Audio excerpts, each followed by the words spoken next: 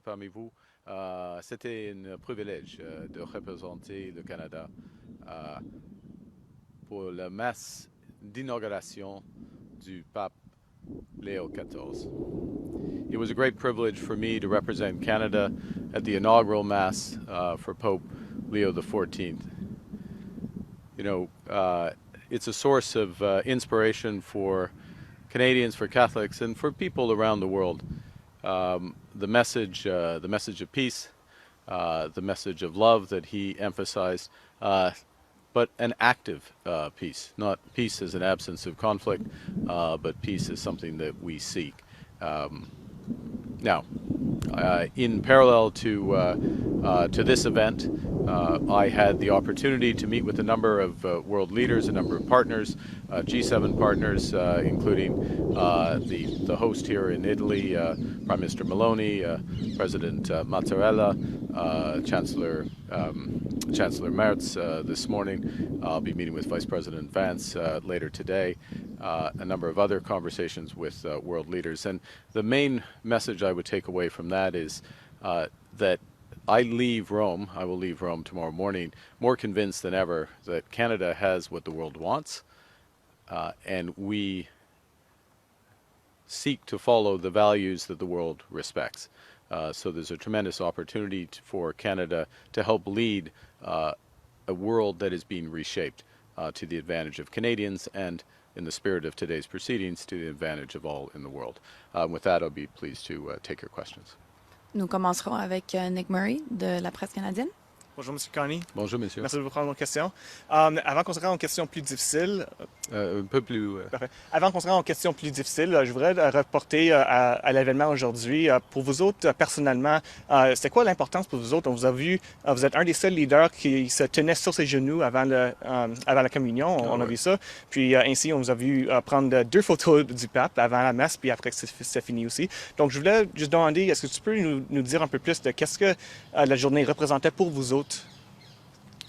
Pour moi-même Oui. ou pour les autres? Pour vous autres. Pour moi, je suis catholique et c'était une messe et ce moment d'une messe, on fait ça. C'est normal, comme le Premier ministre d'Australie, il y a quelques autres qui ont fait ça. Alors, But take your photo out and take a picture of the Pope. Obviously, a very important and historic day for you.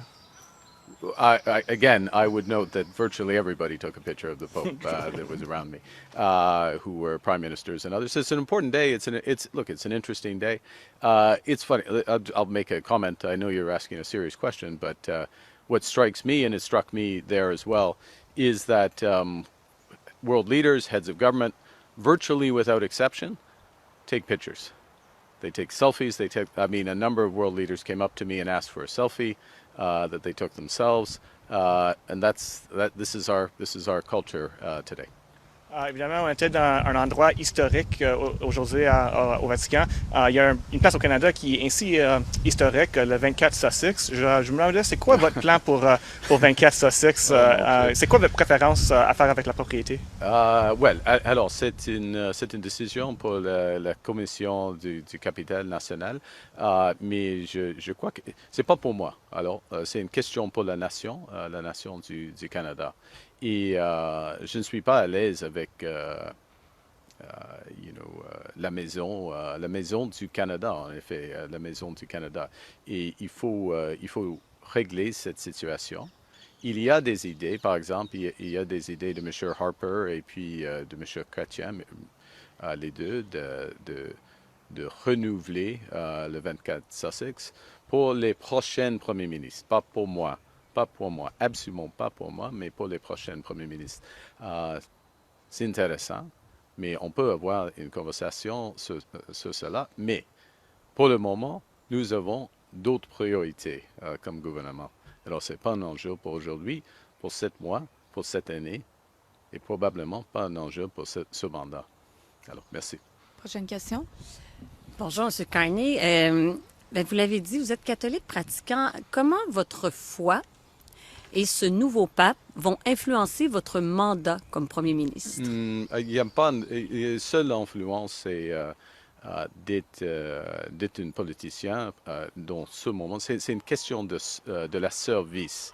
Je crois que j'ai une obligation, une responsabilité de rendre la service pour le Canada. Mais n'importe impact sur les politiques du gouvernement. In English, please. Okay. Who would like it in English, please? I can All ask it. together. Yes. My faith. The only influence it has in terms of my political life is the fact of my political life. In other words, I feel because of that responsibility, a sense of service, which is one of the reasons why I put myself forward. It does not have an influence on the politics, or the policies, I should say, the policies that the government follows. Et M. Carney, on a été surpris cette semaine d'apprendre que vous ne déposeriez pas de budget. Pourquoi? Il y aura un budget, madame. Non, oui, je sais qu'il y aura un budget à un c'est moment clair. donné, mais en tout cas Oui. pas à court terme et pas d'ici à ce que la Chambre quitte pour les vacances. Pourquoi avoir pris cette décision-là? Ouais. Alors, d'ici à la fin de cette session du Parlement, il n'y a que 3 semaines, ok? Et il y aura des initiatives législatives très importantes pour le gouvernement. Il y aura un discours de trône dans 10 jours, 12 jours probablement, et on va les énumérer, les priorités pour le gouvernement pour la première période du Parlement. Et par exemple, et pour des gens qui suivent mes discours, ma campagne électorale, la campagne du Parti libéral, c'est clair, les priorités à court terme. C'est une économie canadienne, alors des initiatives du gouvernement de rendre les politiques à l'échelle fédérale de soutenir une économie canadienne. C'est un exemple. Il y a d'autres exemples, par exemple la réduction des impôts pour la classe moyenne. Mais en ce qui concerne, il y aura un budget en automne. Soyons clairs, il y aura un budget en automne. In English, please. There'll be a budget in the fall. In the short term, it's a very short parliamentary session that is coming up. The speech from the throne is on the 27th, as people know. The House is due to rise under the House's rules by the 20th of June, so it's really 3 weeks. We have some very clear priorities, which, as you know from following those who followed the campaign, those who followed my remarks, those who followed my opening press conference, would include the federal government taking all the steps it can to help create one Canadian economy out of 13. In addition, initiatives such as the middle class tax cut. But there will be a budget in the fall. Abigail Beeman, CTV News. Yep. To that point, with your economic experience as a former governor of 2 central banks, Yep. why not present Canadians with a budget at the very first opportunity? Well, this is in fact based on my economic experience. There is not much value in my judgment, and it's considered judgment, and it's judgment based on experience, that there is not much value in trying to rush through a budget in a very narrow window, 3 weeks, with a new cabinet, effectively a new finance minister, just reappointed, but a new finance minister, rush that through, for example, in advance of the NATO summit, which happens after Parliament rises. So the NATO summit, 23rd, 24th, that is going to be a very important event for the security of Canada, but also it will have fiscal implications. It will have budgetary implications for Canada. That's one example. To have a budget before we substantially advance further our discussions with the Americans with respect to our economic partnership, to have greater clarity around that. I'm not saying we'll have perfect clarity, but to have greater clarity around that. Again, that's another factor. A third factor, one of the things that we emphasized and are working on from the start of this new mandate is improving the efficiency of government spending, looking where we can reduce costs at all possible, and improving the productivity of the public sector. We are launching that those set of initiatives, having greater visibility on that as we prepare a budget. All of those 3 factors, so defense spending, the economic outlook, including the tariff relationship with the United States and the efficiency, all of those coming together, we will have a much more comprehensive, effective, ambitious, prudent budget in the fall. You do these things right, and that's what we're going to do. In your opening comments, you mentioned a meeting with the American Vice President. Yeah. How did that meeting come about, and what do you hope to discuss today? It came about. We exchanged texts. We both knew we were going to be here. We agreed to meet, and it's later this afternoon. There's a wide range of issues to be discussed, recognizing the government's responsibilities. I think one of the things that will be top of mind will be the situation in Ukraine, which is very fluid. I met with President Zelensky. The Vatican has begun to play a bit of a role in that as well. It's been a topic of conversation in every single discussion I've had. I expect it will play an important role in the G7 that we will be hosting in a few weeks' time. So that is one of the examples of things we'll discuss. We will also, I'm sure, touch on Canada-U.S. economic relations as well. Thank you. Sur votre rencontre avec J.D. Vance plus tard aujourd'hui, qu'est-ce qui sera discuté? Il y aura des discussions, je suis sûr, nous allons discuter la situation en Ukraine. La situation est très fluide, beaucoup d'événements, y compris la participation possible du Vatican dans les discussions pour la paix. Et je suis sûr que malheureusement, la situation probablement sera encore difficile quand le sommet du G7 à Kananaskis se déroulera.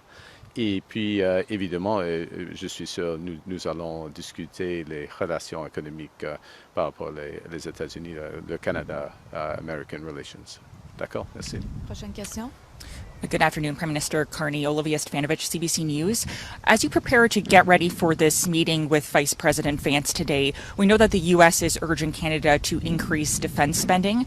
There are now reports that NATO's chief is calling on NATO members to increase defense spending to 5% by 2032. Are you prepared to do that? Well, a couple of things. One, the way we look at defense spending is from the perspective of security of Canadians.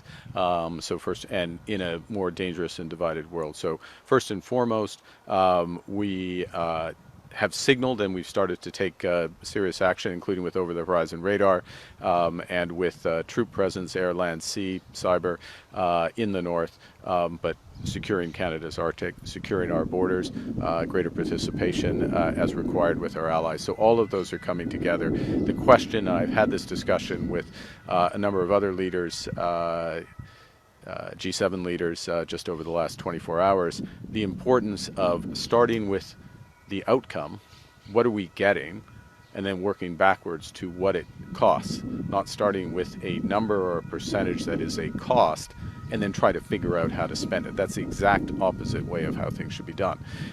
So that's why it's important to have these intensive discussions that we are having with allies, G7 allies, European allies, the Americans, the Australians, and others, so that we're specifying how to get things done, how to accomplish greater security for Canadians.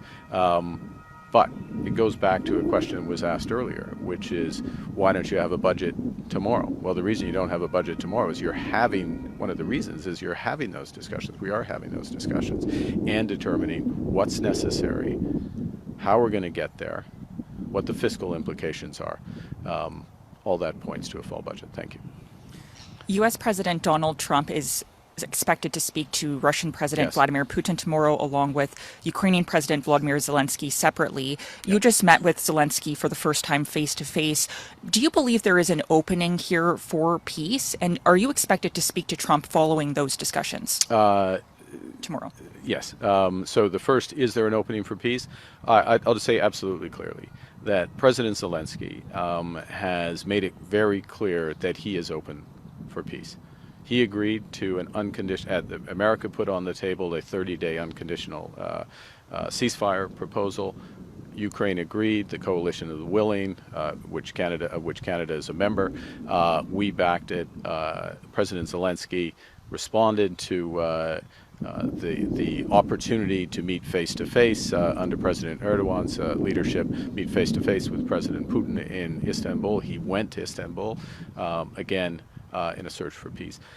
So he's demonstrating the willingness to do that. He absolutely has our backing. There is a path for peace. The obstacle to peace is Putin.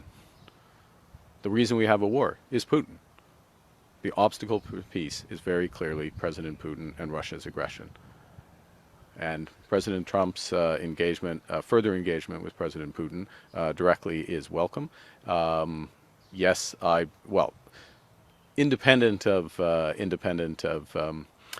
these discussions, I'm sure I will be speaking with the president in the future. Yes. Do you have a call scheduled with him tomorrow? I don't have one scheduled. I don't have a call scheduled with the president tomorrow. I'm not expecting. I'm seeing the vice president today. That's enough. That's enough. I mean, that's enough for me for the moment. Thank you. Next question. Hi, Prime Minister Tom Perry with CBC. Is there anything specific that you heard from your G7 allies who you spoke with over the last couple of days that you're going to be taking into Canada and ask us to inform the way you handle that summit? That's important. Yes, is the short answer.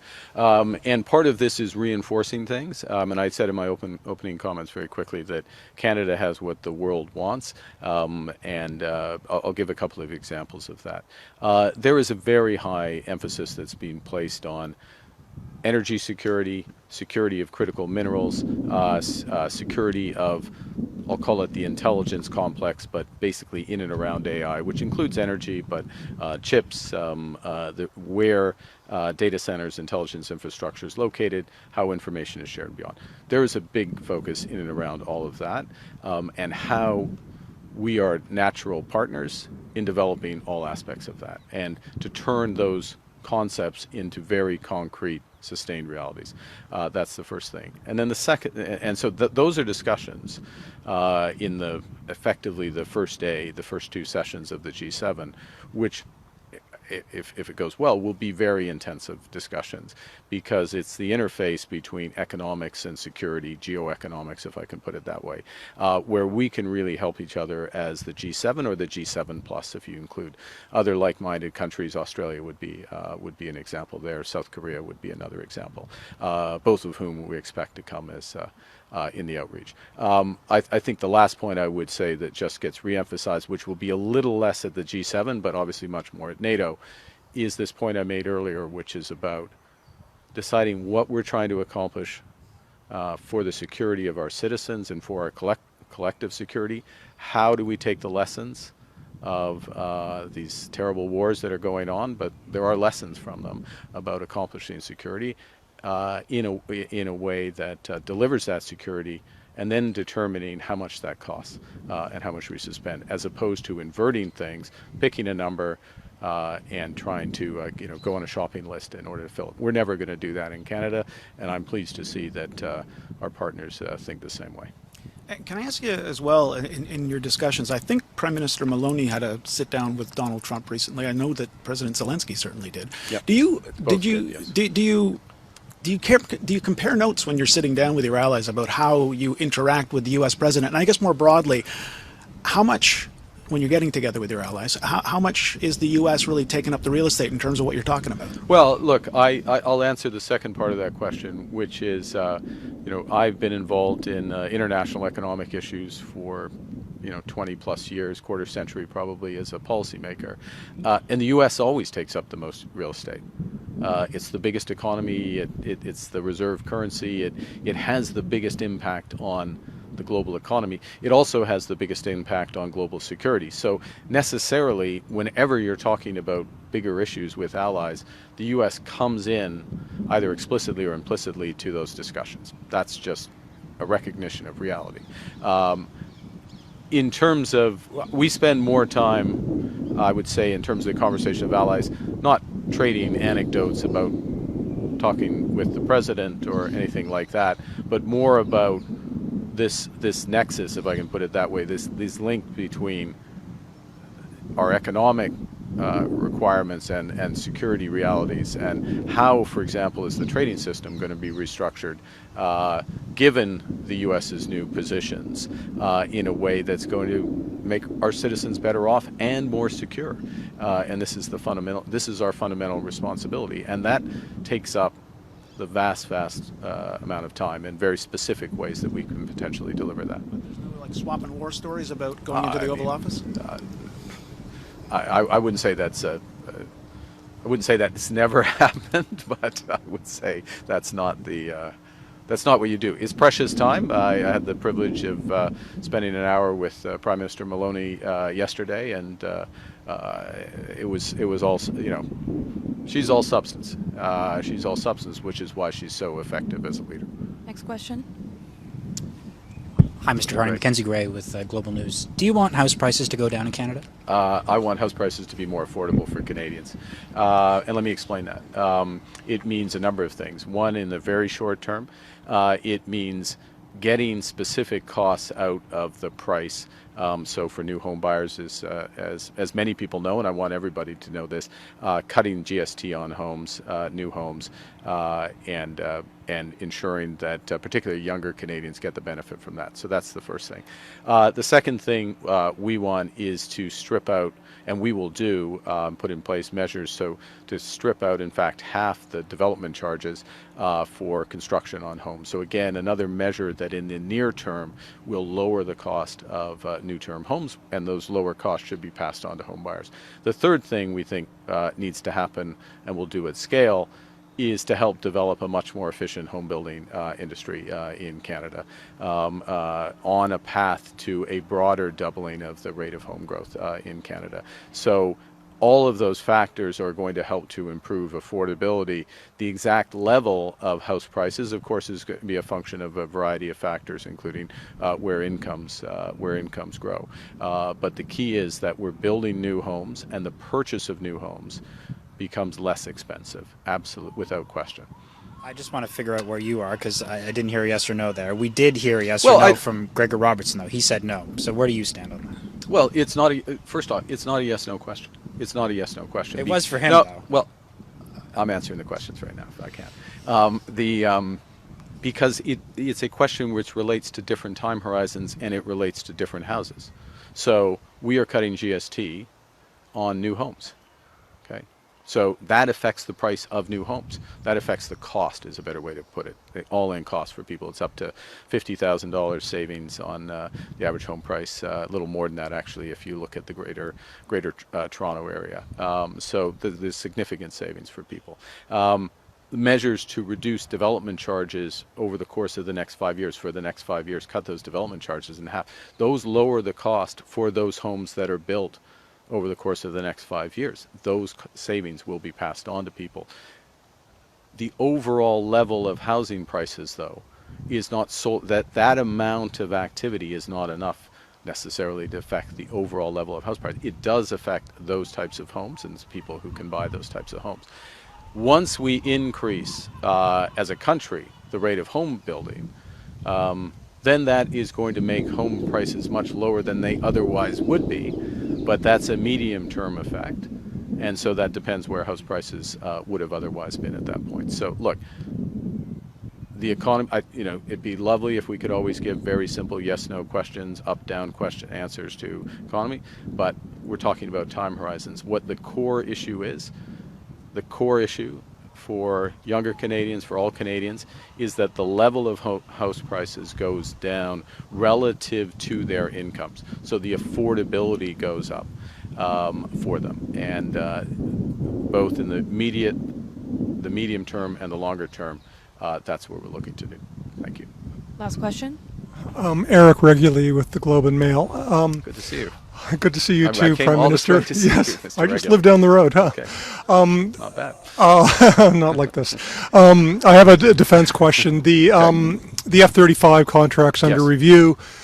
First part of that question is, when will this review be completed? Do you expect? And second, do you see any merit, Mr. Prime Minister, in splitting the contract between the F-35 and a European plane, if only to get into the European supply chain with defense R&D, just the pivot to Europe is what I'm saying. Okay, so I'll give you, in terms of, the review will take as long as it takes, is the short answer.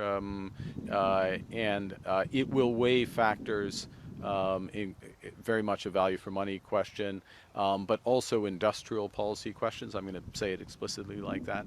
How much of the value added of the plane is created in Canada? Also considerations about the longer term operating costs of those planes.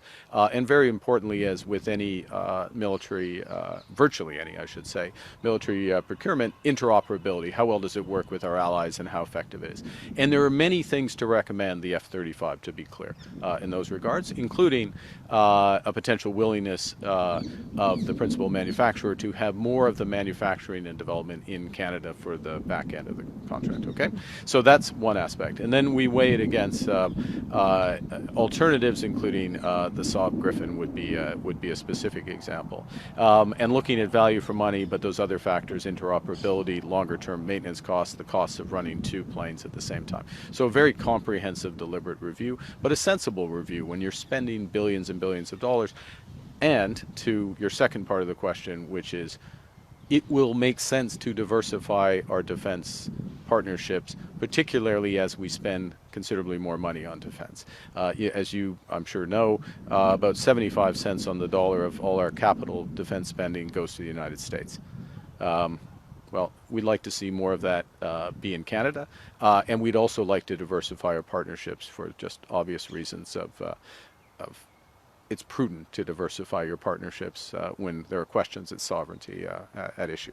Now, we have an opportunity now, and we've been pursuing this, and it was part of my discussions with, for example, President von der Leyen last evening, again, and with the major countries in Europe, if I can put it that way, a possibility to become a partner of what's called Rearm Europe, which I'm sure you're following, which is the big increase in defense procurement. So if we become a partner of that, then we are effectively inside the European fence, as they are in ours, in terms of defense partnership.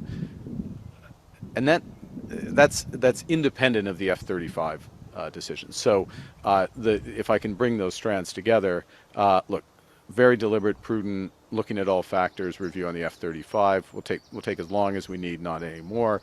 But the general premise of your question, which is it desirable to diversify our partners? Absolutely. Are we pursuing that? Absolutely. Particularly with Europe and the UK. Are we making tremendous progress on that? Absolutely. But not necessarily on but fighter not jets? necessarily on the fighter jets. That's Okay. my point. So Okay. it's a much bigger set of issues that are there.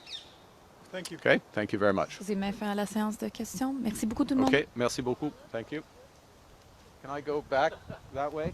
No?